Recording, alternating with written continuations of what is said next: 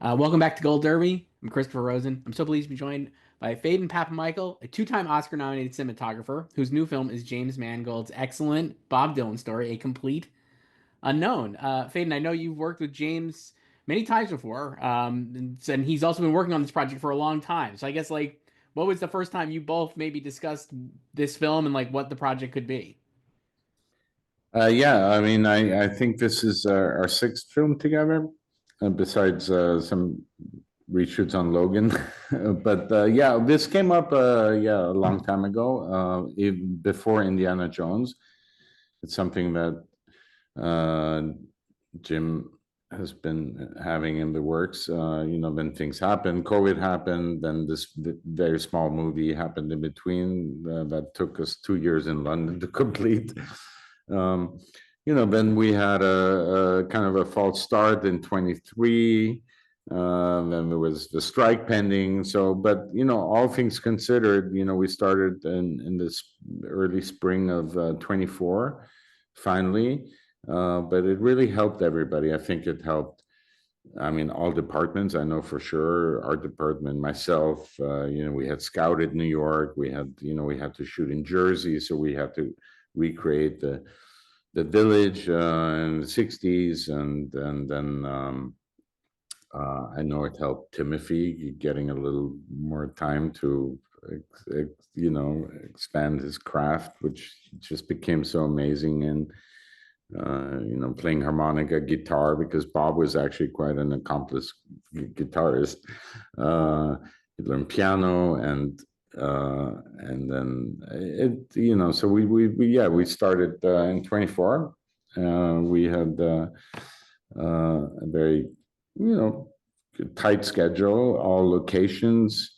Um, just a very few stage work at Bob's apartment and some hotel rooms, but the stage we built in a park in Jersey and Newport and Monterey, but everything on location in New Jersey. And we were able, by starting when we actually started, to take advantage of the different periods that New York offered, different um, season. So we always envisioned, like, when he first arrives in New York from Minnesota, that it would be more wintry and cold, and the trees hadn't blossomed yet. Because the other thing I discovered during our prep period was that back in the '60s, I was looking at all these reference photos of the village, and there were no trees planted. Like, it was just brownstones and fire escapes, and I think sometime in the '80s there was an incentive to plant all these trees. And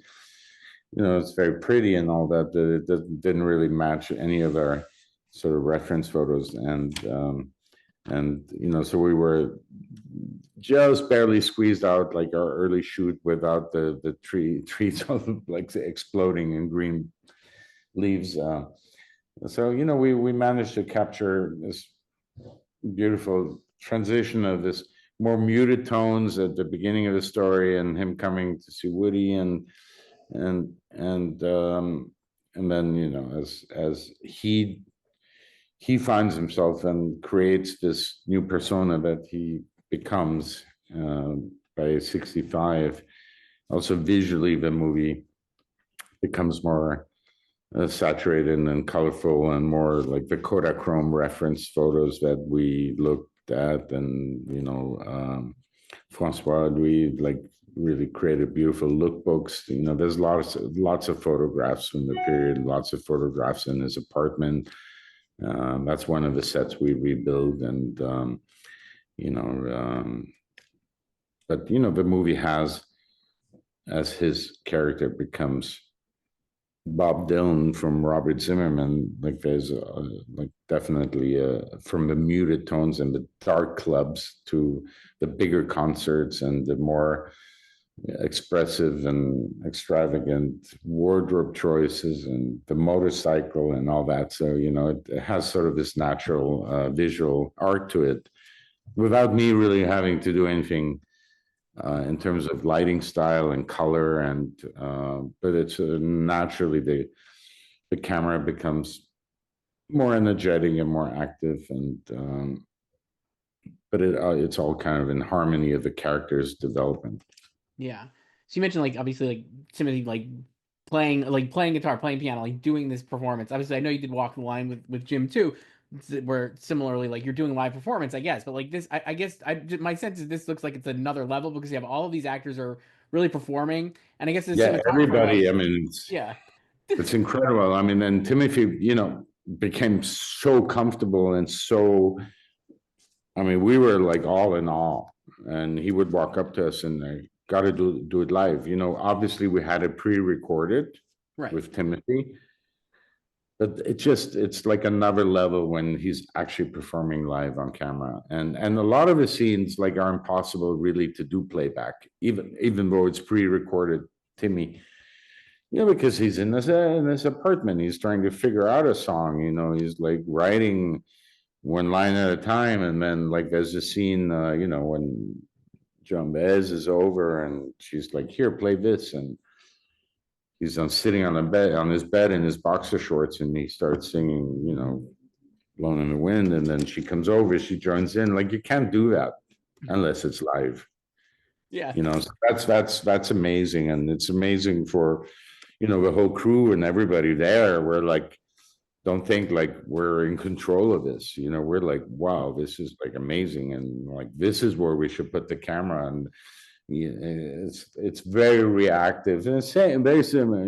Very similar in a way to Walk the Line, where you never knew what Joaquin's gonna do. Like he's gonna, and Joaquin learned. You know, Hmm. and Yeah. Reese, won an Oscar. I mean, she didn't want to sing in the movie at all. She freaked out. She was like going to quit the movie when she found out she had to sing. But Timothy, just like you could just see, he loved it, and he.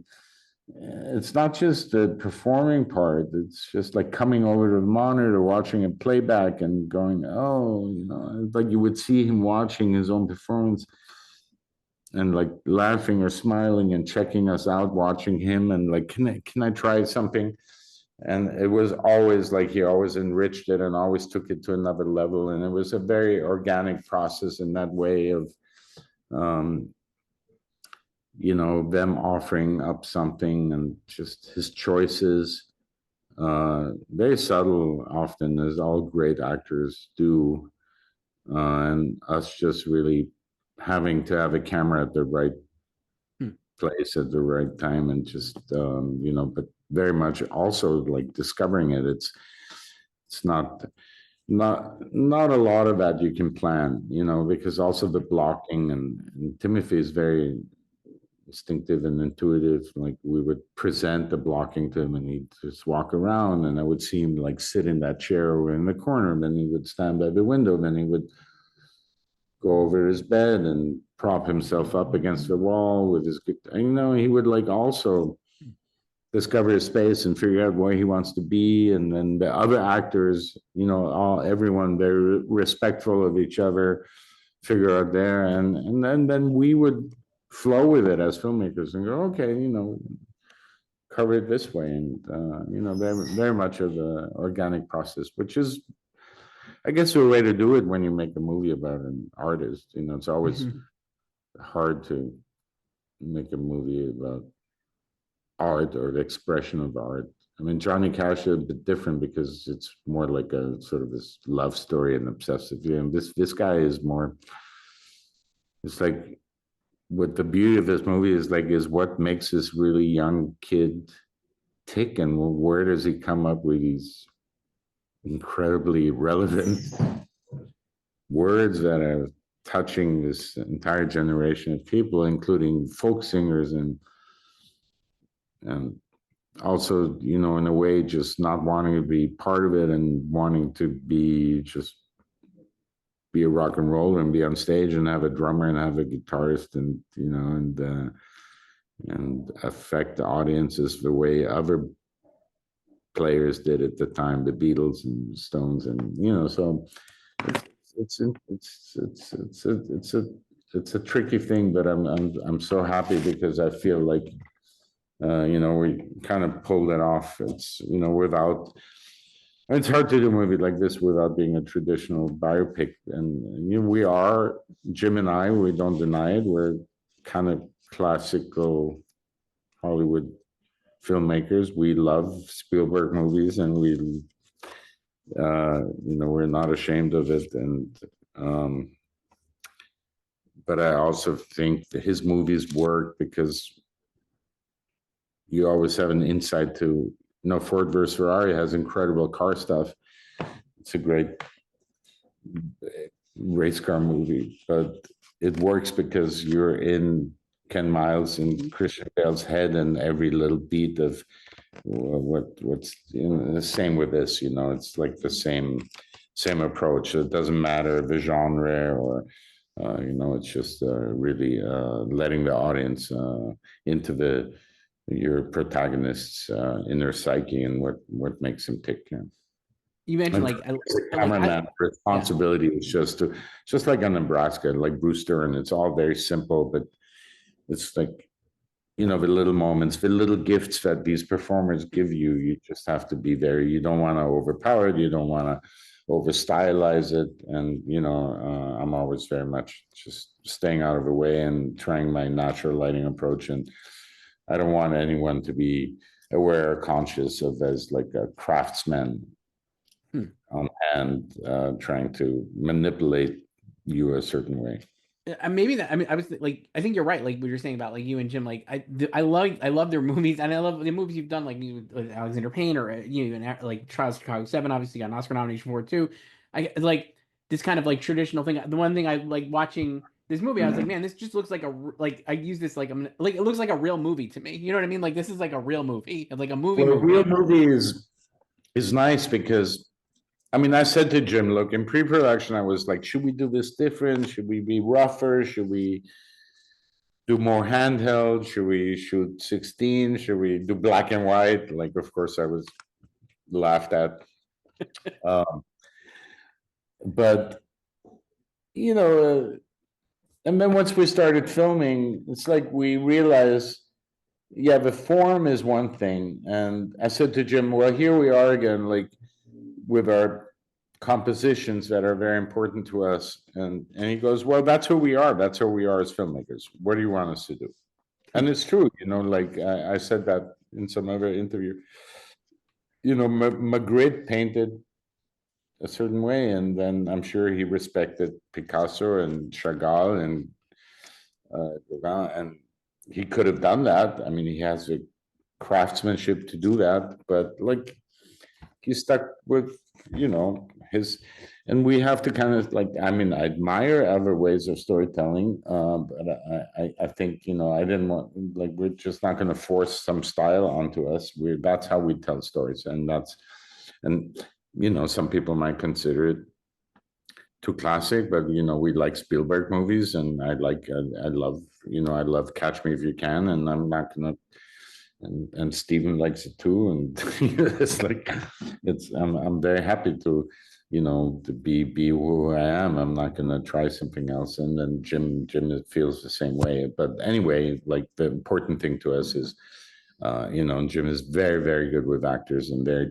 in tune with, what is every scene about, what is the purpose of every scene, and I realize, very much what is the coverage that is necessary to tell the essence of every scene, and there's no.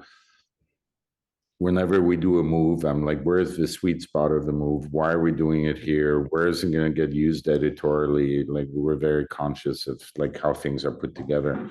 Um, and it's just it's whatever, good old fashioned filmmaking. I think it's great. I love that film so much. I guess like one last thing before we wrap up, like I mean, were you? I guess what was your like relationship with Bob Dylan's music and stuff before this? And I guess like how? Well, huge. I mean, I Okay, grew up, I'm born in '62. I grew up in Munich. My best friend was like obsessive Bob Dylan fan. He would walk around. We lived together in this apartment, and he'd literally all day like walk around in this bathrobe with the harmonica rack and his guitar, and he played at my wedding. He played Stay Forever Young. So I grew up like super, Leonard Cohen, Bob Dylan, uh, grew up in Hydra on the Greek island where Leonard Cohen. Anyway, this whole sort of, poet music was huge for me. And still is, I mean, I can't even believe I was fortunate to do like cash in a Dylan movie in my career. Uh, uh, but when I read the script, I mean, what was the most fascinating part, because we all know the songs, and I know enough about Dylan where it's like, wow, man, it's a really young man who like what, like how did these words that were so relevant to so many people like come to him at such a young age, and what affected him, and what are his impressions, and like the move, and like also his persona of like inventing himself, also being ambitious. Like there's a line in the movie where Sylvie in our case says, I think you're ambitious and it scares you. And, it's just like, that's the interesting part of me. Like, and, even Bob, when he's asked in recent interviews, like, how did these words come to you? It's very vague about it, as usual, but I think that's, the way he deals with people in his relationships, and, we're not creating like a hero. I mean, he's kind of an asshole, and the way he treats his intimate relationships, and we're not trying to resolve anything or portray him a certain way, and I mean, And it's that's one of just, the things I liked about it too, because you get yeah, like, it's not like you read the movie and yeah, it's about him just going, and he just does whatever the fuck he wants, and it's like, it's not like a crowd pleasing ending necessarily, and he's like, it's like about a guy who left his family in Minnesota, then moves to New York, makes a new family, and then leaves them. And that's, it's not like your typical Hollywood storyline. right. What was it like to do the end, like the Newport Folk, like the end of the film obviously culminates with him going electric in Newport Folk. That scene is so chaotic, I guess. Like, what was that like to do? Yeah, I mean, it was great because, at that point, that was also, we try to shoot as chronologically as we could. And I mean, that also because it was in the summer, and, it ended up being sort of towards the end of their schedule. And Timmy had really became very comfortable with being Bob. And that was just him on stage and like feeding off his performance and like feeding off a crowd. Like, of course, we don't have 10,000 people, but like the 150 X's we have, everybody there is actually like they are at that concert, and that performance is real, and he's singing live, and you got the people there, and it's just I mean, I remember just having Scott out there, and I talked to him on the headset, and we're all at the monitors, and I'm like, it's like, yeah. And okay, push him, go, okay, wrap around. And, everyone's just kind of really getting into, feeding off that energy. Uh, and that's the beauty of it. That's the beauty also of making music films and having the performer, and it's great. It's great. We have traditional dialogue scenes and conventional scenes, but like concert scenes are always great. I mean, I really thought they were special and Walk the Line, and I think these are also really special in a Yeah, very it's really, different way, because Walk the Line is more like a love story and obsessive, love yeah. And behavior. and this, I think you're right. I think this is really great, and I love the way and the variations of the scene, the music scenes, right? Like you said, like you have the live, like him singing in his boxers, or them doing like at the club, like in the village, or like these big Yeah, stages, yeah, right? Like you have a lot of different variety of like live performances, yeah. I and mean, you get a good sense of how he develops and how he's discovering the effect he has on people. I think it's a process, internal process and is giving him confidence, and then when it becomes famous, which came pretty abruptly with Free Will, and it's a bit of a shock, then an adjustment, and then a desire to want to become, uh, break free of that. And also, the whole Newport crowd and Pete Seeger and everybody trying to keep him authentic to folk and stuff. And it's not like he didn't love and respect that music, and but he just, he's also a very young man and he's a young artist and just wants to be free and allowed to. And that's what the movie is about, I guess. It's about, Hmm. Yeah, it's, it's great. I think it's a great film. Phedon Papamichael, two-time Oscar nominee, thank cinematographer. you. Thank you so much for doing this. It was great chatting about the film. Thank you.